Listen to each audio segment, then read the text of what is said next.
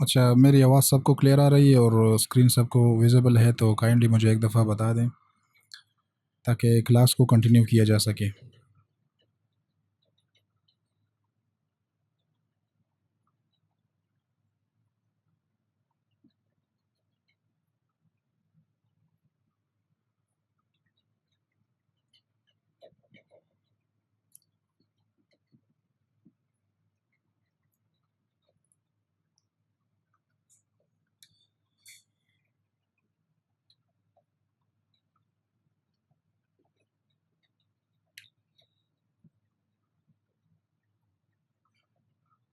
Screen सबको visible है?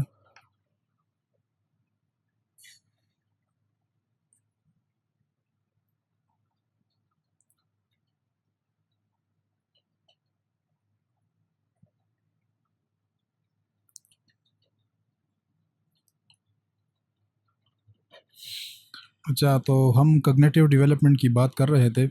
उसमें हमने जीन पियाजे की जो कॉग्निटिव डेवलपमेंट थ्योरी है और उसके जो कॉग्निटिव डेवलपमेंट के स्टेजेस हैं उसको हमने डिटेल में डिस्कस किया। Now we will move on to Bruner's modes of representation. Bruner's ने इसका पूरा नाम जो है वो है जेरोम ब्रूनर। जेरोम ब्रूनर ही proposed that learning occurs through three modes। उसने जो है लर्निंग के थ्री मोड्स जो है वो प्रपोज किए हैं। वो कहता है कि लर्निंग जो होती है वो बेसिकली आप कहें कि तीन तरीक़ों से होती है या तीन स्टेजेस में जो है वो होती हैं। सबसे पहला जो है वो इनएक्टिव है। इसको अभी थोड़ा सा डिटेल में डिस्कस भी करेंगे। जो इनएक्टिव है उसको आप एक्शन बेस्ड कह दें, एक्शन बेस्ड लर्निंग। ठीक है, ये पहला मोड है, इसको हम एक्शन बेस्ड लर्निंग कहते हैं और ये फ्रॉम 0 to 3 ईयर्स, बच्चे की पैदाइश से लेकर 3 साल तक वो जो जब वो सीखते हैं, how they learn through direct manipulation of objects. वो चीज़ों के साथ जब खेलते हैं, उनको टच करते हैं, उनको फील करते हैं, तो उससे ही वो लोग वो बच्चे जो है वो सीखते हैं। तो इसको हम क्या कहते हैं, इनएक्टिव मोड ऑफ रिप्रेजेंटेशन या इनएक्टिव मोड ऑफ लर्निंग। दूसरा जो स्टेज है, इसमें आप एग्जांपल के तौर पर अगर आप देखना चाहते हैं, कोई बच्चा, उसको बॉल की समझ जो है वो तब आएगी जब वो बॉल को अपने हाथ में लेगा, उसको उसकी शेप को, उसके साइज़ को वो अपने हाथों के ज़रिए मैयर करेगा, फील करेगा, तभी जाके वो उस कॉन्सेप्ट से फेमिलियर हो पाएगा कि ये जो है ये बॉल है। ठीक है, इसको इनएक्टिव मोड ऑफ रिप्रेजेंटेशन या इनएक्टिव मोड ऑफ लर्निंग कहते हैं। It is a Jerome Brunner's mode, उसकी जो थ्योरी है। दूसरा जो स्टेज है वो इसको हम इमेज बेस्ड भी कहते हैं या आइकॉनिक, ये आइकॉनिक है। ठीक है, आइकॉनिक आप इसको कह दें, आइकॉनिक को जो है आप इमेज बेस्ड जो है वो लर्निंग कहते हैं। ये 3 साल से लेके 7 साल तक के जो बच्चे होते हैं, फ्रॉम 3 years to 7 years। इसमें क्या होता है, इसमें बच्चा जो है वो ज़्यादातर पिक्टोरियल और विजुअल चीज़ों से जो है वो ज़्यादा सीखता है, रादर देन कि आप उसको एब्स्ट्रैक्ट या लैंग्वेज बेस्ड जो है वो चीज़ें एक्सप्लेन करने की कोशिश करें। तो आपने देखा होगा कि ये प्राइमरी स्कूल के बच्चों को या उससे जो कम लेवल के बच्चे होते हैं, हम उनको ज़्यादातर चीज़ें ड्राइंग्स के ज़रिए और पिक्चर्स के ज़रिए और स्टोरीज़ के ज़रिए जो है वो सिखाते हैं, रादर देन कि हम उनको ज़्यादा टेक्स्ट बेस्ड चीज़ें जो हैं वो सिखाएं। तो इसमें क्या होता है, बच्चे ज़्यादातर चीज़ें जो हैं वो डायग्राम्स, चार्ट्स या इलस्ट्रेशंस के ज़रिए जो है वो ज़्यादा चीज़ें वो सीखते हैं। थर्ड जो वो स्टेज को उसका जो थर्ड स्टेज है, in that stage the children will learn through abstract symbols. Abstract symbols क्या होता है, लैंग्वेज सिंबॉलिक इसको इसीलिए कहते हैं कि इसमें क्या होगा, लैंग्वेज और प्लस जो है आप कह दें, नंबर कह दें। देखिए, ये लैंग्वेज और ये नंबर्स जो हैं, ये बेसिकली क्या है, ये सिंबल्स ही है ना।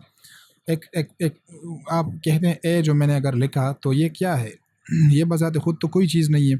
हमने इसको एज्यूम किया है कि ये ऐसा साउंड जो है ये क्रिएट करेगा और इसका ये एक मीनिंग होगा। तो मतलब ये एक तरह से एब्स्ट्रैक्ट चीज़ हुई।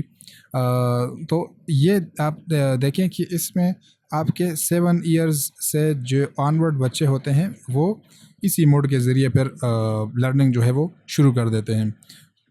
इसकी थ्योरी में ज़्यादा जो मतलब है कि कुछ चीज़ें हैं नहीं, लेकिन बाज़ दफ़ा मेरे ख़्याल से SST 22 के अंदर या उससे पहले 18 के अंदर जो है एक MCQs इस एरिया से आया था, बर्नर्स मोड ऑफ रिप्रेजेंटेशन से। मैं इंशाल्लाह वो MCQs आप लोगों के साथ पास्ट पेपर से शेयर भी कर दूंगा, तो इसीलिए मैंने इस थ्योरी को थोड़ा सा एक्सप्लेन करने की इसलिए यहाँ पर कोशिश की है या इसको ऐड करने की कोशिश की है। अच्छा, इसका जो एजुकेशनल इम्प्लिकेशन है उसको थोड़ा सा समझते हैं कि पहली बात तो यह है कि टीचर्स के माइंड में जब ये सीक्वेंस जो है ये उनके माइंड में हो तो उनको बेटर तरीके से वो प्लान कर सकते हैं अपने लेसन्स को, क्योंकि वो बच्चे की एज को देखेंगे, उसके हिसाब से जो है वो अपने लेसन्स को प्लान करेंगे। मैंने पेडागोजी के जब हम सेशंस को शुरू कर रहे थे तब भी मैंने ये कहा था कि पेडागोजी जो है वो art plus science of teaching, art plus science of teaching है। तब भी मैंने ये बात की थी कि साइंस क्या होती है, साइंस के ज़रिए हम बच्चों की साइकोलॉजी को, उनकी फिजियोलॉजिकल नीड्स को, वो सारी चीज़ें जितनी भी उसकी हैं उसके ज़रिए हम अपने लर्नर्स को समझते हैं। इसीलिए हम कहते हैं पेडागोजी जो है वो साइंस है। साइंटिफिक एक्सपेरिमेंट्स के ज़रिए वो रिसर्च के ज़रिए हम अपने लर्नर्स को समझते हैं। आर्ट्स के वो जो है मेथड्स हैं जिसके ज़रिए हम बच्चों को समझाते हैं, जो हमसे सीखते हैं तो हम आर्टिस्टिक तरीके से उनको चीज़ें समझाते हैं और अपने लर्नर्स को साइंटिफिक तरीके से समझते हैं। तो दिस इज़ काइंड ऑफ इसको कंबाइन करके फिर इससे पेडागोजी बनती है। तो आप जब लेसन प्लान करते हैं तो बच्चों की एज को, उनकी कॉग्निटिव, उनकी सोशल, उनकी इमोशनल एबिलिटीज़ को देखते हुए आप जो है लेसन्स को प्लान करते हैं। तो इस मॉडल को आप माइंड में रखेंगे और उसी के हिसाब से चीज़ों को जो है वो प्लान करेंगे। अच्छा, next we will move to Vygotsky. अच्छा, लेव वाइगोट्स्की, इसका पूरा नाम जो है वो क्या है, इसका आप, ये रशियन है तो आप इसके साथ LEV लेव वाइगोट्स्की इसको कहते हैं। उसने जो थ्योरी दी है बड़ी इंटरेस्टिंग किस्म की वो थ्योरी है और उसकी थ्योरी में जो सबसे इम्पोर्टेंट जो कॉन्सेप्ट्स हैं वो ZPD और स्कैफोल्डिंग वाली जो टेक्निक्स हैं, ये टीचिंग टेक्निक्स भी हैं, ये हमारे पास एजुकेशन साइकोलॉजी के अंदर जो है वो कॉन्सेप्ट्स भी हैं। आप इसको थोड़ा सा समझने की कोशिश करें। सबसे पहले आप इस बात को समझें कि जोन ऑफ प्रोक्सिमल डेवलपमेंट होता क्या है। जोन ऑफ प्रोक्सिमल डेवलपमेंट होता क्या है, आप इसको समझें। The gap between what a learner can do independently and what they can do with the help, उसके अंदर जो गैप होता है उसको हम जोन ऑफ प्रोक्सिमल डेवलपमेंट कहते हैं। उसको थोड़ा सा डिटेल में डिस्कस करेंगे अभी, लेकिन मैं थोड़े से कॉन्सेप्ट्स जो है उसको मुतारफ़ कर रहा हूँ, फिर उसकी डिटेल में जाएंगे। स्कैफोल्डिंग किसे कहते हैं? स्कैफोल्डिंग आपने देखा होगा कि जब कोई इमारत बनती है तो इमारत बनने के दौरान वो मुख्तलिफ़ किस्म की वो जो सपोर्टिंग जो पाइप्स वगैरह लगाए होते हैं उसको हम स्कैफोल्डिंग कहते हैं। वो टेम्परेरी होती है। जब इमारत बनती है तो पाइप्स वगैरह लगाए होते हैं, मुख्तलिफ़ लकड़ियों के ज़रिए उसको सपोर्ट किया होता है, और जब टाइम गुज़र जाए वो इमारत जो है वो मज़बूत हो जाए तो फिर हम वो सहारे जो है वो हटा देते हैं, तो उसी को कहते हैं स्कैफोल्डिंग। तो जो वाइगोट्स्की है वो भी इसी कॉन्सेप्ट को फॉलो कर रहा है कि बच्चे जो हैं आप उनको जो है इतनी प्रॉपर जो है वो गाइडेंस प्रोवाइड ना करें, टीच ना करें, बल्कि क्या करें, स्कैफोल्डिंग करें, टेम्परेरी उसको थोड़ी सी हिंट दें, थोड़ी सी गाइडेंस दें, टेम्परेरी जो है वो सहारा प्रोवाइड करें ताकि वो जो है इंडिपेंडेंट लर्नर्स बन जाए, और जब वो कॉन्सेप्ट्स को अच्छी तरीके से सीख लें और उसको इंडिपेंडेंटली लर्न करने की वो सलाहियत उनके अंदर आ जाए तो फिर आप वो अपना जो आप ने थोड़ी सी हिंट्स दी थी या सहारा दिया था फिर आप उसको हटा लें। अच्छा, सोशल इंटरेक्शन, ये मेरे ख्याल से रह गया मुझसे। अच्छा, सोशल इंटरेक्शन कहते हैं कि नॉलेज जो है ये को कंस्ट्रक्टेड है through dialogue and collaboration. Knowledge मतलब ये कोई इंडिपेंडेंट ऐसी चीज़ नहीं है कि कोई एक बंदा अकेले इसको गेन कर ले, बल्कि होता क्या है, सोशल इंटरेक्शन से ही जो है वो नॉलेज आती है, डायलॉग्स के ज़रिए एंड कोलेब्रेशन के ज़रिए। ठीक है, और इस सोशल इंटरेक्शन में होता क्या है कि हम लैंग्वेज को एज ए टूल यूज़ करते हैं, लैंग्वेज को एज ए टूल यूज़ करते हैं, क्योंकि हम कम्युनिकेट लैंग्वेज के ज़रिए करते हैं, तो लैंग्वेज एज अ टूल। ठीक है, तो ये कुछ बेसिक जो है कॉन्सेप्ट्स थी, आइडियाज़ थी, जो वाइगोट्स्की के जो थ्योरी के अंदर हमारी वो यूज़ होती हैं। ठीक है, पहले मैंने आपको वो थ्योरीज समझा दी। अब मैं थोड़ा सा इसको डिटेल में आपके साथ डिस्कस करने की कोशिश करूँगा। देखिए, मैं आप इसको इस तरह समझें कि ये जो है एक दायरा है, ये ऐसा दायरा है कि इसके अंदर जो लर्नर है वो इस दायरे के अंदर है, और इस दायरे के अंदर जितनी नॉलेज है, जितने कॉन्सेप्ट्स हैं, जो कुछ सीखना है वो अकेले सीख सकता है, बगैर टीचर के वो सीख सकता है। ठीक है, अच्छा,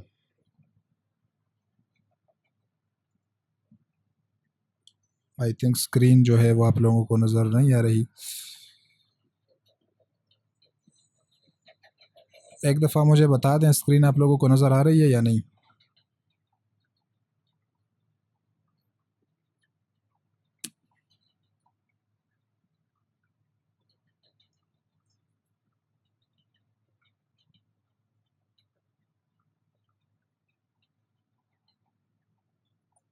काइंडली एक दफ़ा अपने माइक्स जो है वो ऑन कर लें, या मैसेज के ज़रिए मुझे बता दें, कि ताकि मैं लेक्चर को जो है वो कंटिन्यू कर सकूं।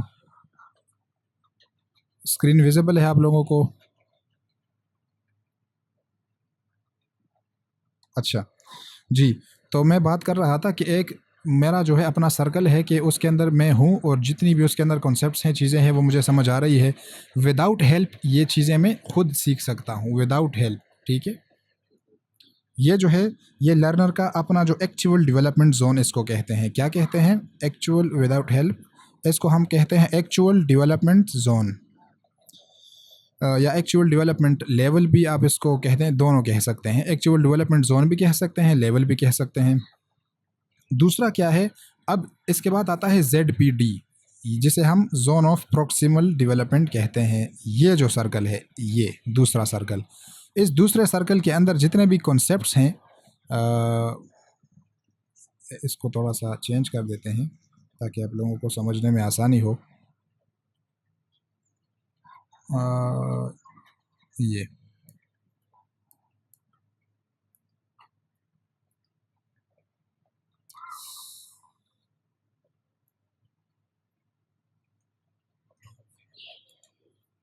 अच्छा, तो ये वाला जो है, ये ग्रीन एरिया, इसको हम एक्चुअली ZPD बोलेंगे, जोन ऑफ प्रोक्सिमल डेवलपमेंट। इसमें जो कुछ है, that I can understand with the help, with the guidance. इसमें क्या होता है कि इसमें जितने कॉन्सेप्ट्स हैं वो लर्नर को अभी आते नहीं हैं, वो लर्नर नहीं कर सकता, अकेले नहीं कर सकता, but can achieve with guidance, hence or collaboration. Teacher की मदद से या फ्रेंड्स की मदद से जो है वो इस एरिया के जितने टास्क हैं, एक्टिविटीज़ हैं या कॉन्सेप्ट्स हैं, वो सीख सकता है या कर सकता है विद द हेल्प। ठीक है, तो इसी को बेसिकली कहते हैं जोन ऑफ प्रोक्सिमल डेवलपमेंट। इसके अलावा जो हमारे पास लास्ट जो जोन है, वो कौन सा है? ये वाला, ये देखिए जो थर्ड सर्कल है, अगर वो बनेगा इस तरह, तो उस जोन में जितनी भी चीज़ें हैं, आप इसको समझें, इस जोन में जितनी भी चीज़ें हैं, उसको हम क्या कहते हैं? ये एक बियॉन्ड ZPD जो हमारे पास जोन है, beyond the zone of proximal development. इसमें जो है ऐसे कॉन्सेप्ट्स हैं या ऐसी एक्टिविटीज़ हैं कि जो लर्नर जो है वो इवन विद हेल्प भी उसको नहीं कर सकता। ठीक है, तो ये बेसिकली 3 जो जोन्स हैं, आप इसको विजुअली इस तरह देखें कि पहला जो जोन है, वो लर्नर जो है वो अकेले भी कर सकता है, एक्चुअल डेवलपमेंट जोन का। जो दूसरा है वो जोन ऑफ प्रोक्सिमल डेवलपमेंट है, और तीसरा हमारे पास क्या है? Beyond zone of proximal development, वो लर्नर विद द हेल्प भी नहीं कर सकता। तो वाइगोट्स्की का जो बेसिकली आइडिया है, वो यही है कि जो जोन ऑफ प्रोक्सिमल डेवलपमेंट है, जो जोन ऑफ प्रोक्सिमल डेवलपमेंट है, इस एरिया के ऊपर वो फोकस करता है। तो वो कहता है कि जो टीचर है उसका काम क्या है? वो उसका काम है स्कैफोल्डिंग करना। ये देखें, ये इसकी मैं बात कर रहा था, ये इसी से रिलेटेड है। जो टीचर है उसका काम क्या है? उसका काम है स्कैफोल्डिंग करना। बच्चों को क्या करना है? हिंट्स देने हैं, या कुछ ऐसे एग्जांपल्स देने हैं, या प्रॉम्प्ट्स देने हैं इस तरह, या उनको स्टेप बाय स्टेप जो है वो गाइड करना है, बट नॉट परमानेंटली, टेम्पोररीली उनको ये करना है, ताकि वो लर्नर्स जो है वो इंडिपेंडेंट लर्नर्स बन जाए, और वो जो कॉन्सेप्ट्स हैं वो खुद उससे वो सीख सकें, ठीक है। तो उसके इतना ज़्यादा तो इसके अंदर कुछ है नहीं, बस थोड़ा सा आप समझें कि जोन ऑफ प्रोक्सिमल डेवलपमेंट को समझना इसलिए ज़रूरी है। एग्ज़ाम पॉइंट ऑफ व्यू के हवाले से अगर बात करें, जो क्वेश्चन इससे आता है, या हम इसको वो क्लासरूम यूज़ के हवाले से जब वो पूछते हैं तो वो इसका इस तरह पूछते हैं। देखिए, अब अगर मैं कोई लेसन जो है वो प्लान करूँगा, तो मैं इस एरिया के अंदर इस एरिया के अंदर अगर लेसन प्लान करूँगा तो वो मेरे लर्नर्स के लिए टू ईजी हो जाएगा, और वो मेरे क्लास में जो है वो बोर हो जाएंगे, क्योंकि ये चीज़ें जो हैं वो उनको ऑलरेडी आती है। मैं क्लास का एक दफ़ा डायग्नोस्टिक असिस्मेंट कर लूँगा तो मुझे पता चल जाएगा कि उनका जो एक्चुअल डेवलपमेंट जोन है वो क्या है, ठीक है। दूसरा क्या है, दूसरा जोन ऑफ प्रोक्सिमल डेवलपमेंट है। तो डायग्नोस्टिक असिस्मेंट के ज़रिए मुझे ये बात भी समझ आ गई कि इन लोगों की जो जोन ऑफ प्रोक्सिमल डेवलपमेंट है वो क्या है। थर्ड हमारे पास क्या है, beyond the zone of proximal development. तो मैं अपना लेसन जो है वो इस तरीके से प्लान करूँगा कि वो उनके जोन ऑफ प्रोक्सिमल डेवलपमेंट के अंदर आए, ताकि उनके वो जो लेसन है वो उनके लिए इंटरेक्टिव भी हो, वो लर्निंग को जो है इन्जॉय भी करे। समझ आ रही है? बस ये इसकी जो है सबसे मैं आपको बेस्ट एग्जांपल दे सकता हूँ कि लेसन प्लानिंग के अंदर इसकी जो प्रैक्टिकल यूज़ है वो बहुत ज़्यादा इस तरीके से वो हो सकती है। अच्छा, ओवरऑल अगर हम बात करें तो एजुकेशनल इम्प्लीकेशन इसकी क्या क्या हैं। एजुकेशनल इम्प्लीकेशन सबसे पहले तो, अच्छा ठीक है, ये बात अभी मैंने कर ली कि match teaching with learners developmental stage. दूसरा क्या है, use activities, experiments, problem solving, ठीक है। अच्छा, ये इसलिए भी ज़रूरी है कि देखें, जब हम बच्चों को ये जो जोन ऑफ प्रोक्सिमल डेवलपमेंट है, थोड़ी देर पहले मैंने स्कैफोल्डिंग की बात की, तो स्कैफोल्डिंग के अंदर ही हम एक्टिविटीज़ और एक्सपेरिमेंट वगैरह को जो है वो मैं ये कह रहा था कि उसके अंदर ही हम चीज़ों को डिज़ाइन करते हैं। अच्छा, encourage collaboration, learning for cognitive growth, ये सारी चीज़ें जो है सिर्फ वाइगोट्स्की की जो कंट्रीब्यूशन है या उसकी जो थ्योरी है सिर्फ उसके ऊपर अप्लाई नहीं होगी, बल्कि पियाजे, ब्रूनर्स और वाइगोट्स्की, ये तीनों जो हमारे पास एजुकेशनल साइकोलॉजिस्ट हैं, इनके जो थ्योरीज़ हैं या एक्सपेरिमेंट्स हैं, ये एजुकेशनल एप्लीकेशंस ये तीनों के ऊपर अप्लाई होते हैं। इस एरिया में ज़्यादा जो है वो अभी मेरे ख़्याल से डिस्कशन करने की ज़रूरत है नहीं। इसमें जो सबसे ज़्यादा यूज़ होता है वो जीन पियाजे की जो थ्योरी है वही यूज़ होती है। मैं एक पॉइंट यहाँ पर मज़ीद जो है वो ऐड करना चाहूँगा। मैं आप लोगों के साथ इसके MCQs वगैरह भी शेयर करूँगा। कुछ जो है बुक्स वगैरह से वो मैं शेयर करूँगा, जो कि BEd और ADE के बुक्स होते हैं उससे भी मैं शेयर करूँगा। और पास्ट पेपर्स में इस एरिया से जो भी क्वेश्चंस आए हुए होते हैं मैं वो आप लोगों के साथ शेयर करूँगा। लेकिन इससे जो क्वेश्चंस आते हैं वो दो तरह के होते हैं, आप इसको नोट कर लें। या तो जो क्वेश्चंस आते हैं वो कॉन्सेप्ट्स बेस होते हैं कि वो आपसे पूछते हैं कि ये किस चीज़ को कहते हैं। जैसे यहाँ पर हमने स्कैफोल्डिंग की बात की, जोन ऑफ प्रोक्सिमल डेवलपमेंट की बात की, तो वो या तो ये पूछते हैं कि ये क्या चीज़ है, ठीक है। इसकी डेफिनेशन वो कोई लंबी चौड़ी उन्होंने डेफिनेशन दी हुई होगी, आप उसको समझें, उस डेफिनेशन को रीड करें, उसको कंप्रहेंड करें, उसको समझेंगे तो आपको समझ आ जाएगी कि ये किस चीज़ की बात कर रहे हैं। दूसरा क्या है, वो प्रैक्टिकल जो है इस चीज़ को अप्लाई कर देते हैं अक्सर किसी सिचुएशन के अंदर, और आपसे पूछते हैं उस कॉन्सेप्ट के बारे में। तो या तो वो क्वेश्चन जो है वो कॉन्सेप्ट बेस आएगा या अप्लाइड क्वेश्चन आएगा। तो कॉन्सेप्ट बेस्ड क्वेश्चंस तो अक्सर हम लोग जो है वो क्रैक कर लेते हैं, लेकिन जब भी कोई अप्लाइड जो है वो क्वेश्चन आ जाता है तो फिर हम लोग उसमें फंस जाते हैं। मैं कोशिश करूँगा कि आप लोगों के साथ जो क्विज़ शेयर करूँ उसमें दोनों किस्म के जो क्वेश्चंस हैं वो मौजूद हों, कॉन्सेप्ट बेस्ड भी हों और प्रैक्टिकल या अप्लाइड क्वेश्चंस जो हैं वो भी उसके अंदर मौजूद हों। नेक्स्ट हम मूव करते हैं एजुकेशनल डेवलपमेंट के ऊपर, इमोशनल डेवलपमेंट के ऊपर। इमोशनल डेवलपमेंट कहते किस चीज़ को हैं? Growth and ability to experience, express and regulate emotions. इस चीज़ को ऊपर सारा जो अभी हमारा डिस्कशन होगा वो इस चीज़ के ऊपर होगा। इससे पहले हम कॉग्निटिव डेवलपमेंट की बात कर रहे थे, लेकिन अभी क्या बात करेंगे? इमोशंस की बात करेंगे। It refers to the growth in a person's ability to experience, ability to experience. आप इन चीज़ों को समझें। एक्सपीरियंस, एक्सप्रेस, रेगुलेट, तीन चीज़ें हैं। एक्सपीरियंस और फिर क्या है? Express and regulate. क्या? कौन सी चीज़? Emotions in socially and culturally appropriate ways. ये चीज़ें क्या है? ये जो है वो रेगुलेट करते हैं, वो अपने इमोशंस को रेगुलेट करते हैं दो दो चीज़ों के हवाले से, सोशली एक्सेप्टेबल या कल्चरली एक्सेप्टेबल। उनको कोई इमोशन वगैरह आता है तो वो कल्चरली या सोशली एक्सेप्टेबल जो है उस तरीके से अपनी फीलिंग्स को जो है वो रेगुलेट करने की कोशिश करते हैं या अपने इमोशंस को।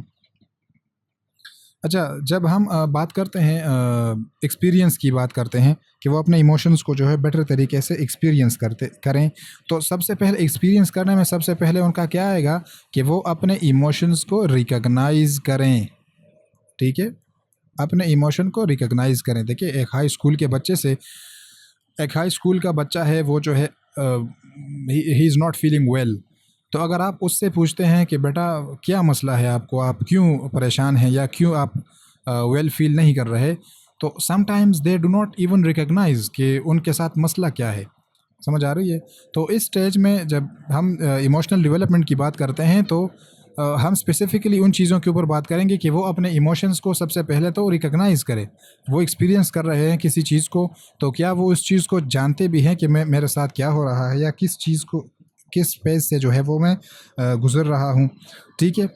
अब जब वो अपनी जो है उसको एक्सप्रेस करेगा, ठीक है? उसको एक्सप्रेस करेगा इन मल्टीपल वेज, इन मतलब ये है कि वो किसी बैड फेज से जो है वो गुज़र रहा है, तो जब तक वो उसको बेटर तरीके से रिकॉग्नाइज नहीं करेगा तो वो उसको बेटर तरीके से एक्सप्रेस भी नहीं कर पाएगा, और जब बेटर तरीके से एक्सप्रेस नहीं कर पाएगा तो बेटर तरीके से रेगुलेट भी नहीं कर पाएगा। ये सारी चीज़ें जो हैं वो इंटरकनेक्टेड हैं। ठीक है? बेसिक इमोशंस की अगर बात करें तो उसमें क्या आएगा? एंगर आएगा, फियर आएगा। ज़ाहिर है ये मेरे ख़्याल से कोई 8 इमोशंस हैं जो जिसको हम बेसिक कंसिडर करते हैं। जॉय आएगा उसमें, सैडनेस आएगा उसमें, इस तरह की जो इमोशंस हैं ये। तो ये उसको अंडरस्टैंड करना, उसको एक्सप्रेस करना और उसको socially and culturally acceptable ways में जो है एक्सप्रेस करना या रेगुलेट करना उस हवाले से। ठीक है? तो इसकी जो है अब हम डिफरेंट वो जो स्टेजेस हैं उसको डिस्कस करने की कोशिश करेंगे। बच्चे जब इन्फेंसी में होते हैं तो उनके अंदर ये 3 जो किस्म के इमोशंस हैं ये बहुत ज़्यादा वो एक्सप्रेसिव होते हैं। या इसके साथ हम 2-3 और भी ऐड कर सकते हैं, जैसे कि सैडनेस हुआ या सरप्राइज़ वगैरह हुआ, तो ये उनके अंदर बेसिकली होती है इन्फेंसी के एज में। क्लियर है? इसको वो एक्सप्रेस किस तरीके से करेंगे? बच्चे जो इन्फेंट होते हैं वो किस तरीके से करेंगे? क्राइंग, वो रोते हैं। वो अपने उनकी जो उनके पास जो एक्सप्रेस करने के लिए सबसे जो बेस्ट टूल है वो रोना ही है। ज़ाहिर है उनके पास ना लैंग्वेज है ना और कोई एक्सप्रेस करने का तरीका है, तो वो रोकर जो है अपनी डिस्कम्फर्ट को जो है वो एक तरीके से एक्सप्रेस करने की कोशिश करते हैं, या अगर वो खुश होते हैं तो वो हंसते हैं। इसके अलावा उनके पास कोई और ऐसा टूल जो है वो मौजूद नहीं होता है। इस एज में जो है इमोशनल रिस्पॉन्सेज बहुत ज़्यादा इमीडिएट और फिज़िकल होते हैं, क्योंकि वो अपने जिस्म के ज़रिए ही कुछ ना कुछ करके अपने इमोशंस या फीलिंग्स को जो है वो एक्सप्रेस करते हैं। और लास्ट में जो है वो अपने जो केयर गिवर्स होते हैं, उनका ख़्याल रखने वाले जो होते हैं, उनके साथ वो बहुत ज़्यादा इमोशनली अटैच्ड होते हैं। आपने देखा होगा बच्चे अपनी माँ के साथ जो है वो बहुत ज़्यादा इमोशनली अटैच्ड वो होते हैं। इसमें भी एक थ्योरी हम इंशाल्लाह आगे जाके डिस्कस करेंगे, वो है एरिक्सन की थ्योरी। एरिक्सन की थ्योरी है, उसको हम आगे जाके इंशाल्लाह डिस्कस करेंगे। पहले ये स्टेज ज़रा पढ़ लें, डिटेल में इसको समझें या समझने की कोशिश करें। अच्छा, चाइल्डहुड जो है, इन्फेंसी पहले भी हमने बात की, ये 2 ईयर से लेके 0 ईयर से लेके 2 ईयर तक इसको हम इन्फेंसी कहते हैं। ठीक है? चाइल्डहुड ये 2 साल से लेके 12 साल तक चल रही होती है। इसमें क्या होता है? Emotional outburst, dependency, need for security. तो इसमें जो बच्चे हैं वो बहुत ज़्यादा इमोशनली डिपेंडेंट होते हैं पेरेंट्स के ऊपर, टीचर्स वगैरह उनके ऊपर बहुत ज़्यादा वो जो है डिपेंडेंट होते हैं इमोशनली। और ब्रस की बात क्या है कि वो बहुत ज़्यादा अपने वो बहुत ज़्यादा एक्सप्रेसिव होते हैं, अपने इमोशन को बहुत ज़्यादा एक्सप्रेस करने की वो कोशिश करते हैं। ठीक है? नीड फॉर सिक्योरिटी, ये तो ज़ाहिर है, अपने उसमें ज़्यादा एक्सप्लेनेशन की ज़रूरत नहीं है। बट इसमें ये होता है कि बच्चे जो होते हैं वो चूँकि डिपेंडेंट होते हैं अपने टीचर या पेरेंट्स के ऊपर, तो इसलिए वो इनसिक्योर फील करते हैं, तो वो उनको सिक्योरिटी भी चाहिए और साथ में जो है एक्सेप्टेंस भी चाहिए। सिक्योरिटी और एक्सेप्टेंस। अभी आप लोग कहेंगे कि एज ए टीचर जो है हम ये चीज़ें क्यों सीख रहे हैं, या साइकोलॉजी या पेडागोजी के अंदर ये इन चीज़ों को समझना क्यों ज़रूरी है। देखें, मैं पेडागोजी के पहले सेशन में भी मैंने ये बात की थी और अभी वही बात करूँगा कि हम क्या करते हैं, हम सिर्फ जो है बच्चों को मारते हैं और हमारे पास उनको कंट्रोल करने का या समझाने का एक ही तरीका होता है। हालांकि अगर हम थोड़ी सी साइकोलॉजी को पढ़ लें तो हमें क्लास मैनेज करना या बच्चों को समझाना बहुत ही आसान हो जाएगा। अच्छा, इसमें क्या नेक्स्ट क्या होता है इस एज के अंदर, वो अपने इमोशन को आहिस्ता आहिस्ता रिकॉग्नाइज करना शुरू कर देते हैं। अगर आप उनसे पूछें तो वो आपको बता सकते हैं कि I am sad, I am angry, मैं गुस्सा हूँ या मैं खफा हूँ। इस एज में थोड़ी सी उनके अंदर वो अवेयरनेस आना शुरू हो जाती है, ठीक है। और थोड़ा थोड़ा जो है वो अपने इमोशन को रेगुलेट करना भी सीख लेते हैं। समटाइम्स अगर वो आपसे नाराज़ हैं तो वो डिस्टेंस क्रिएट करना शुरू कर देते हैं, वो किसी कोने में जाके बैठना शुरू कर देते हैं। वो इस तरीके से वो अपने आप को ना सिर्फ एक्सप्रेस करते हैं बट समटाइम्स वो अपने इमोशंस को जो है वो रेगुलेट करने की भी कोशिश करते हैं। नेक्स्ट जो स्टेज है वो है एडोलसेंस का। एडोलसेंस में क्या होता है, इमोशंस बहुत ज़्यादा इंटेंस होते हैं। इमोशनल हवाले से, कॉग्निटिव एबिलिटीज़ के हवाले से ये वाला जो एज है इसके ऊपर मैं अक्सर जो बहुत ज़्यादा वो फोकस है वो करता रहता हूँ, क्योंकि इस एज में बच्चे जो है उनकी एनर्जी भी काफ़ी हाई होती है। और आपने अक्सर देखा होगा कि हमारे यहाँ जो हमारी सोसाइटी है उसके अंदर जो है इस एज में बच्चे घर के कंट्रोल में फिर नहीं आते। उनके अंदर उस उनके ऊपर वो बहुत ज़्यादा किस चीज़ का होता है, जो इन्फ्लुएंस होता है वो पीर्स का होता है, उनके दोस्तों का होता है, ठीक है। तो इसमें सबसे पहले तो इंटेंस इमोशंस की अगर बात करें, लव, एंगर, जेलसी, एंजाइटी वगैरह जैसे इमोशंस इस एज में बड़े इंटेंस होते हैं। दूसरा, मूड स्विंग्स या मूड सेंसिटिविटी उनके अंदर बहुत ज़्यादा होती है, चूँकि इससे पहले हमने फिज़िकल डेवलपमेंट की जब हम बात कर रहे थे तो उनकी बॉडी में इस तरह के नए नए हार्मोन्स जो है वो रिलीज़ होना शुरू कर देते हैं। उनकी जो वो सेक्सुअली जो है वो मैच्योर होना शुरू कर देते हैं। तो उनकी बॉडी में जब नई चेंजेस आएंगी तो ज़ाहिर है उनके माइंड में, उनकी इमोशंस में भी नई चेंजेस आएगी, जिनको कंट्रोल करना, जिनको समझना बच्चों के लिए भी ज़रूरी है और पेरेंट्स के लिए और टीचर्स के लिए भी ज़रूरी है। क्लियर है। आइडेंटिटी क्राइसिस से वो गुजरते हैं। आइडेंटिटी क्राइसिस किस चीज़ को कहते हैं? आइडेंटिटी क्राइसिस चीज़ का नाम है कि वो अपने आप को सर्च कर रहे होते हैं कि मैं कौन हूँ, मैं इस सोसाइटी में किस मुकाम पर हूँ, मेरा किसके साथ कौन सा या किस तरह का जो है वो ताल्लुक़ है। वो इन सारी चीज़ों को सर्च कर रहे होते हैं, मैयर कर रहे होते हैं, ठीक है। और इसमें आप ये एक और चीज़ भी जो है वो ऐड करें कि वो कॉन्फ्लिक्ट में होते हैं विद अथॉरिटी।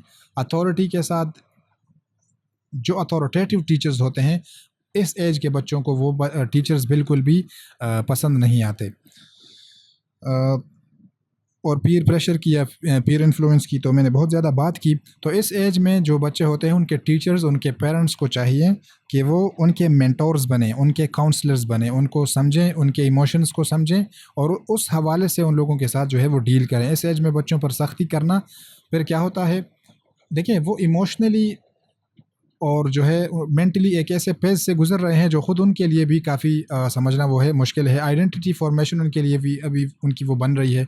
तो इस एज में अगर उनको प्रॉपर्ली हैंडल ना किया जाए तो उनके अंदर फिर ऐसे कुछ ट्रॉमास जो हैं वो बन जाते हैं जो बाद में जाके उनकी पूरी लाइफ के लिए उनके साथ होते हैं। उनमें लो सेल्फ इस्टीम होता है, उनकी जो है लो सेल्फ कॉन्फिडेंस, इस तरह की चीज़ें उनके अंदर जो है वो फिर आ जाती हैं। लास्ट हमारे पास है अडल्टहुड। उसके अंदर तो इमोशनल मैच्योरिटी और स्टेबिलिटी वो आ जाती है। वो जो है सीख जाते हैं कि किस तरह हमने अपने इमोशंस के साथ, इस सोसाइटी के साथ जो है वो डील करना है। उनके अंदर जो है फ्रस्ट्रेशन को टॉलरेट करना, सिंपैथी, कंपैशन और अपने प्रोफेशनल और पर्सनल जो उनकी इमोशंस होती है या लाइफ होती है उनको बैलेंस करना आहिस्ता आहिस्ता आ जाता है। तो ये स्टेजेस जो हैं ये इमोशनल डेवलपमेंट के स्टेजेस हैं। अच्छा, कुछ ऐसे फैक्टर्स हैं जो इस इमोशनल डेवलपमेंट को अफेक्ट करते हैं। उनमें सबसे पहले क्या है, फैमिली, एनवायरनमेंट, पीर ग्रुप, टीचर स्टूडेंट रिलेशनशिप। ये तो ज़ाहिर है कॉमन सेंस की चीज़ें हैं। फैमिली एनवायरनमेंट उनके इमोशनल डेवलपमेंट के ऊपर काफ़ी ज़्यादा जो है वो इफ़ेक्ट डालता है। इस हवाले से आप इस चीज़ को समझें कि थोड़ा सा अगर इसको अप्लाइड करने की कोशिश करें तो किस तरह के जो है वो क्वेश्चंस जो है वो बन सकते हैं।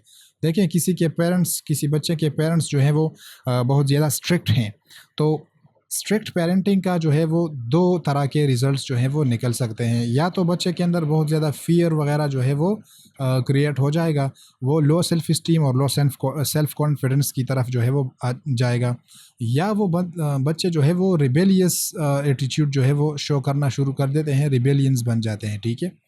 उनके अंदर या तो वो कम्प्लीटली बागी हो जाएंगे या कम्प्लीटली उनके अंदर जो है वो क्या होगा, फ़ियर और इस तरह की चीज़ें जो है वो बैठ जाएंगी। तो इस तरह काफ़ी सारे जो है वो इसके ऊपर डिस्कशन हो सकती है कि फैमिली इन्वायरमेंट जो है वो किस तरह बच्चों की साइकोलॉजी या इमोशनल डेवलपमेंट को इफ़ेक्ट कर सकते हैं। अच्छा, पीयर ग्रुप फ्रेंड्स जो होते हैं, आप इट इज़ अ ट्रूथ कि इस एज में जो बच्चे होते हैं उनके लिए फ्रेंड्स जो हैं वो माँ बाप से बढ़कर होते हैं। आप इस चीज़ को समझें कि अगर बच्चे को कोई बात जो है अपनी वालिदैन अपने माँ बाप जो है वो समझाते हैं या टीचर समझाते हैं, तो वो ज़्यादा बेहतर तरीके से उस बात को नहीं लेते, रादर देन कि कोई दोस्त जो है वो उसको कहे कि यह काम करना है या इस तरह कोई उसको कोई चीज़ समझाए, ठीक है। तो वो पीर ग्रुप से जो है बहुत ज़्यादा इन्फ्लुएंस होते हैं। टीचर स्टूडेंट रिलेशनशिप, अभी थोड़ी देर पहले मैं यही बात कर रहा था कि स्ट्रिक्ट रिलेशनशिप अगर हो तो बच्चे की जो है वो प्रॉपरली वो डेवलपमेंट नहीं हो पाती। एजुकेशनल इम्प्लीकेशन की बात करते हैं तो इसमें क्या है कि teacher must show empathy and patience.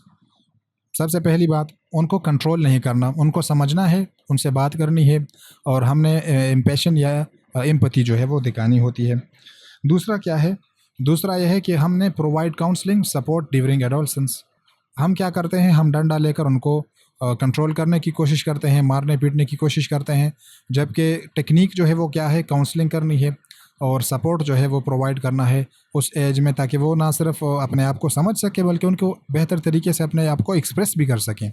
अगर हमसे कोई बात वो नहीं समझ पा रहे, हम उनको कोई बात नहीं समझा पा रहे, कोई चीज़ वो नहीं मान रहे, तो हम टेक्निक्स यूज़ कर सकते हैं। हम उसके किसी फ्रेंड को इन्वॉल्व कर सकते हैं कि वो फ्रेंड जो है उसके ज़रिए आप उसके बेस्ट फ्रेंड को देखें, उससे बात करें।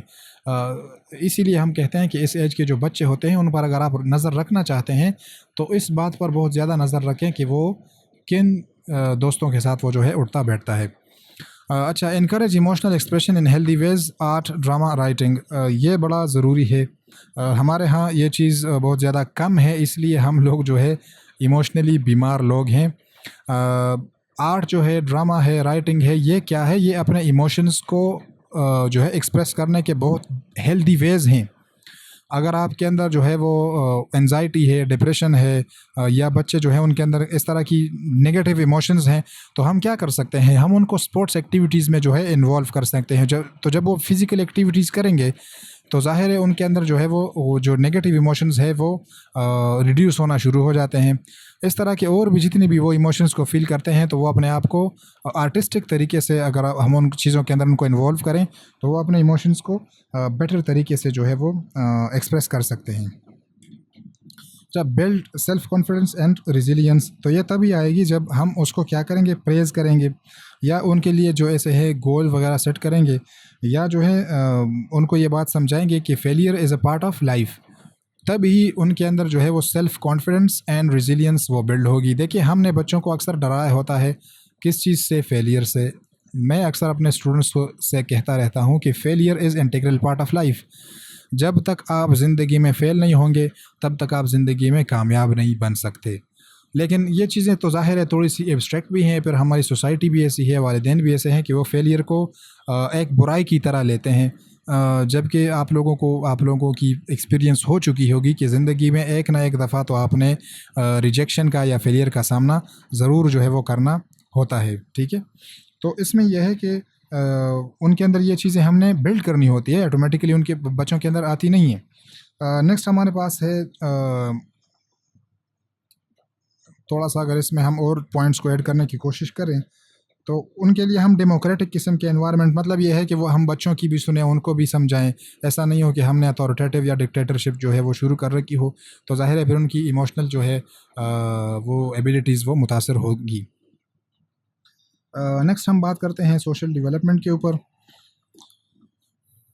तो आज आप इसको देखें, social development, growth in ability to interact and live harmoniously. इस चीज़ को आप देखें, लिव हारमोनियसली, ये बड़ा इंपॉर्टेंट जो है वो नुक्ता है विद अदर्स। तो सोशल डेवलपमेंट ज़ाहिर है जब जो बाकी चीज़ें हमने डिस्कस कर ली, अगर उनकी डिटेल में हम उसके ऊपर जो है काम करेंगे तो ये वाला फैक्टर ऑटोमेटिकली उनके साथ जो है वो इम्प्रूव होता जाएगा. It is the progressive ability to interact, communicate, and build. Interact, communicate, and build relationship with others while following social norms and values. किसी सोसाइटी के अंदर कुछ सोशल नॉर्म्स होते हैं, कुछ वैल्यूज़ होती है, तो आपने अगर बच्चे की सही से तरबियत की है, उसके सोशल डेवलपमेंट के ऊपर काम किया है, तो वो इस चीज़ के काबिल होगा कि वो जो है क्या करे, सोशल रिलेशनशिप्स जो है वो कायम करे, वो कम्युनिकेट करे, वो इंटरेक्ट करे दूसरे लोगों के साथ. इसके भी हम जो है स्टेजेस को डिस्कस करेंगे.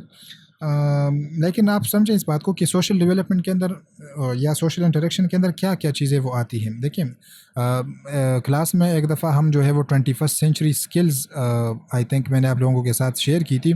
उसके अंदर अगर आप उन 21st सेंचुरी स्किल्स को देखें तो उन्होंने उसको डिवाइड किया है कि इमोशनली, सोशली, कॉग्निटिवली वो सारी स्किल्स आपके अंदर होनी चाहिए. तो टीम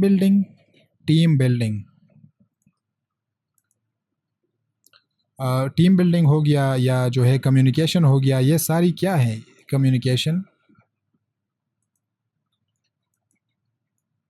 या एम्पैथी वगैरह जैसी स्किल्स जो हैं, ये क्या हैं, ये कहाँ से आएगी, ये सोशल डेवलपमेंट की, जब हम बच्चों की सोशल डेवलपमेंट करेंगे तो उसके अंदर जो है वो बच्चों के अंदर ये चीज़ें डेवलप होती हैं. इसके जो डेवलपमेंटल स्टेजेस हैं, इन्फेंसी फ्रॉम 0 to 2 years, इसकी तो ऑलरेडी आपको पता ही है. उसमें क्या होता है, उसमें बच्चे जो है वो बहुत ज़्यादा अटैच्ड होते हैं विद देयर केयर गिवर्स और विद देयर पेरेंट्स. ठीक है. इसमें हम इंशाल्लाह मैंने आपसे थोड़ी देर पहले भी कहा कि हम इसमें एरिक्सन की थ्योरी जो है वो पढ़ेंगे. एरिक्सन की थ्योरी पढ़ेंगे. उसको हम कहते हैं, उसमें एक स्टेज है एरिक्सन की थ्योरी में, उसको ट्रस्ट और मिसट्रस्ट कहते हैं. ट्रस्ट और मिसट्रस्ट. ठीक है, उसको पढ़ेंगे. नेक्स्ट जो स्टेज है वो चाइल्डहुड है. चाइल्डहुड में अभी थोड़ी देर पहले हमने बात की कि चाइल्डहुड किस एज से होता है, 2 से 12 साल तक. तो उसमें सबसे ज़्यादा जो है वो पीर ग्रुप प्ले एंड कोऑपरेशन जो है वो बच्चे की सोशल डेवलपमेंट में रोल प्ले करता है. जब वो बच्चे खेलते कूदते हैं तो उनमें स्पोर्ट्समैन स्पिरिट आएगा, उनको ये बात समझ आएगी कि ज़िंदगी में कभी ना कभी हमने जो है वो फेल होना होता है, हार जीत ज़िंदगी का हिस्सा. ये सारे कॉन्सेप्ट जो हैं ये बताने से नहीं आएंगी, हम उनको किसी चीज़ के अंदर, किसी एक्टिविटी के अंदर इन्वॉल्व करेंगे, तभी बच्चों को ये बातें जो है वो समझ आएगी. पीर ग्रुप के ऊपर भी मैंने बात कर ली कि किस तरह वो बच्चों को जो है वो इन्फ्लुएंस करती हैं. एडोलसन की बात करें, एडोलसन्स में आपको पता ही है ये 12 साल से 18 साल की उम्र के एज को हम एडोलसन कहते हैं, 12 से 18. तो इसमें ऑलरेडी ग्रुप आइडेंटिटी, पीर प्रेशर, इंडिपेंडेंस, इस तरह के कॉन्सेप्ट जो हैं वो हम ऑलरेडी इसके ऊपर बात कर चुके हैं एंड इससे थोड़े से फेमिलियर भी हैं. पीर ग्रुप इन्फ्लुएंस जो है वो इस एज में मज़ीद जो है वो गहरा होता चला जाता है. इस चीज़ को हम जो है वो डिनाई नहीं कर सकते. मज़ीद डिज़ायर फॉर इंडिपेंडेंस, इस एज में जो है बच्चे चाहते हैं कि वो सोशली इंडिपेंडेंट हों फ्रॉम देयर पेरेंट्स. ठीक है. और search for identity and belongingness, तो इसमें भी जब हम एरिक्सन की थ्योरी पढ़ेंगे तो इसमें ये सारी चीज़ें मज़ीद जो है वो क्लियर हो जाएंगी कि वो किस तरह जो है वो आइडेंटिटी को मज़ीद जो है वो चाहते हैं कि आइडेंटिटी, रोल कन्फ्यूजन वगैरह इस एज में किस तरह होती हैं. अच्छा, development of moral values and social responsibility इस एज में हो जाती है मज़ीद गहरी. Moral values and social responsibility, वो जो है इस चीज़ को रिकॉग्नाइज करना शुरू कर देते हैं. और लास्ट जो है ज़ाहिर है हमारे पास अडल्टहुड है, तो उसमें family roles, work place relationship, civics responsibility, उस एज में तो फिर ज़ाहिर है चीज़ें जो है वो मज़ीद गहरी होती चली जाती हैं और वो मज़ीद जो है वो सोशल लाइफ में वो जो है इंटरेक्ट करना शुरू कर देते हैं. उसके जो उनके फ्रेंड्स होते हैं, वर्क प्लेस जो कोलीग्स वगैरह, उनके साथ रिलेशनशिप्स बनाना. और इसमें मज़ीद जो है हम वही मैं अगेन बात करूँगा एरिक्सन की थ्योरी की.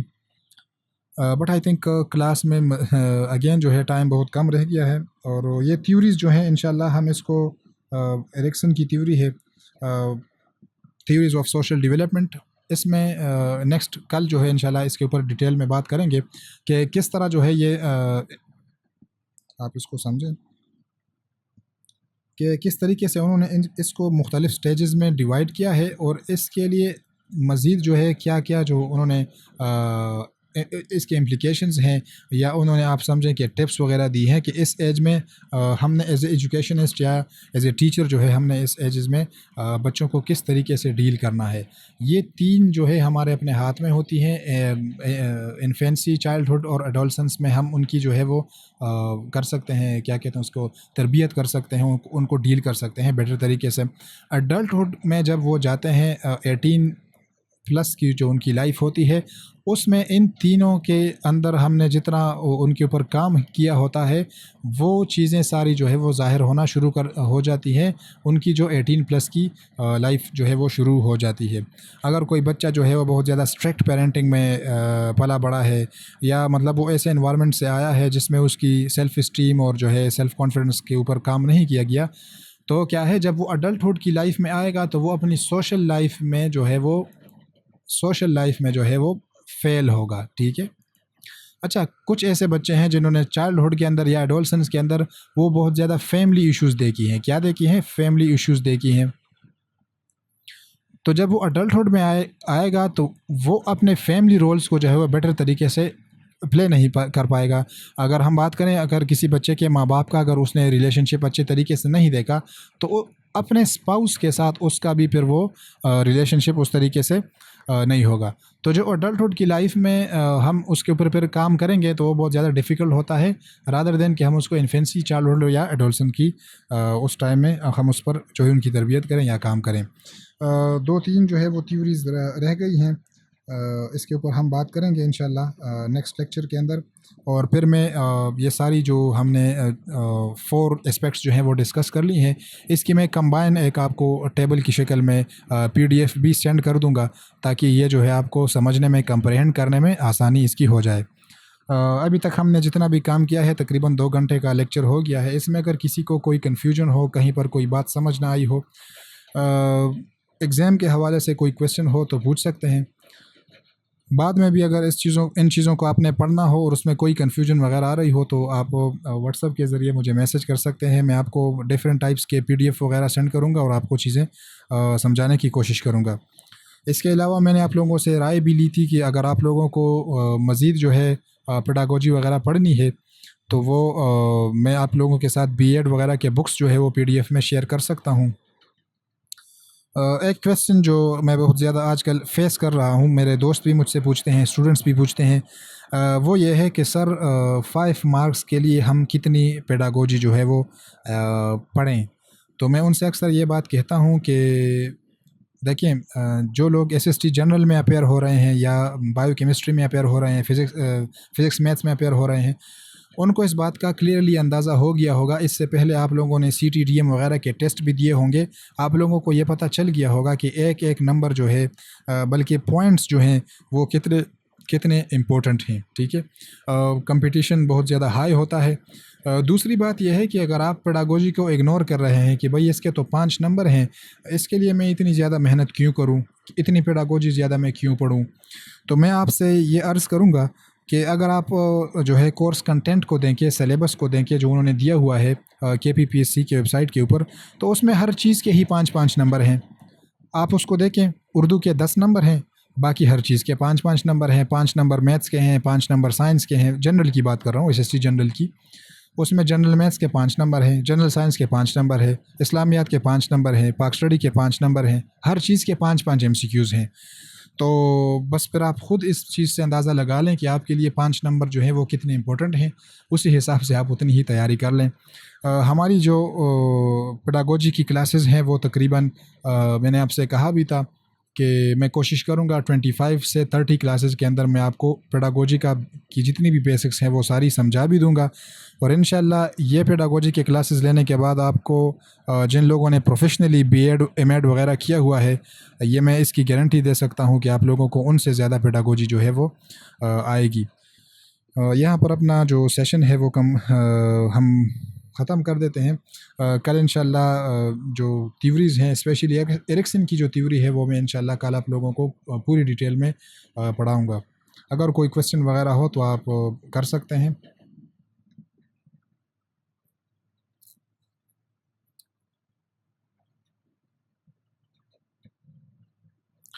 अच्छा, इसके अलावा भी आप मुझे सजेशन दे सकते हैं कि कौन से ऐसे एरियाज़ हैं जो आप चाहते हैं कि उनके ऊपर लेक्चर्स हों, तो हम कोशिश करेंगे कि उनके ऊपर भी लेक्चर्स जो हैं वो कंडक्ट करें, ताकि आप लोगों के जो कन्फ्यूजन्स हैं वो भी दूर हो जाएं।